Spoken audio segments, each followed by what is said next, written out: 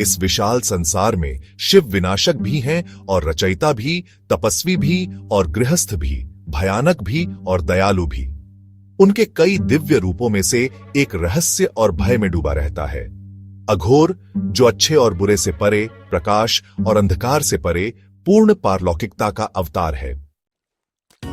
अघोर सिर्फ एक साधना नहीं है, यह एक दर्शन है। यह जीवन और मृत्यु, सुख और दुख, प्रकाश और अंधकार के निडर स्वीकृति का प्रतिनिधित्व करता है।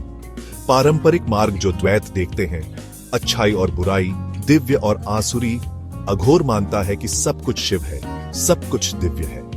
शिव अपने अघोर रूप में हमें सिखाते हैं कि इस ब्रह्मांड में कुछ भी अशुद्ध नहीं है। शरीर क्षय होता है, मन बदलता है, लेकिन आत्मा अछूती रहती है, जन्म और मृत्यु से परे। अघोरी श्मशान घाट में क्यों पूजा करते हैं? क्योंकि मृत्यु ही अंतिम सत्य है, सबसे बड़ा संतुलन। अघोर में कोई मोह नहीं, कोई भ्रम नहीं, केवल वास्तविकता। राख के बीच ध्यान करके वे जीवन की अनित्यता को स्वीकार करते हैं और शिव की शाश्वत उपस्थिति का अनुभव करते हैं। शिव अघोर के रूप में हमें संतुलन सिखाते हैं। वे सर्प धारण करते हैं, फिर भी वे सबसे शांत योगी हैं।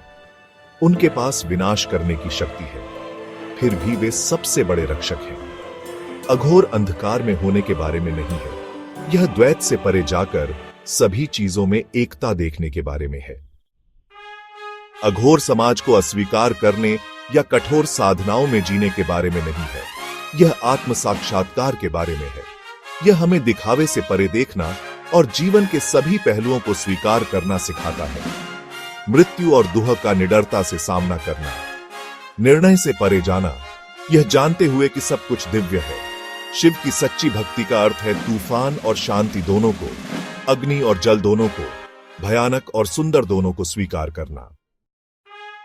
तो अगली बार जब आप शिव को अघोर के रूप में सुने, तो इसे किसी भयानक चीज के रूप में न देखें, इसे परम सत्य के मार्ग के रूप में देखें, जहां अंधकार और प्रकाश एक ब्रह्मांडीय नृत्य में विलीन हो जाते हैं। अघोर पर आपके क्या विचार हैं? हमें कमेंट्स में बताएं।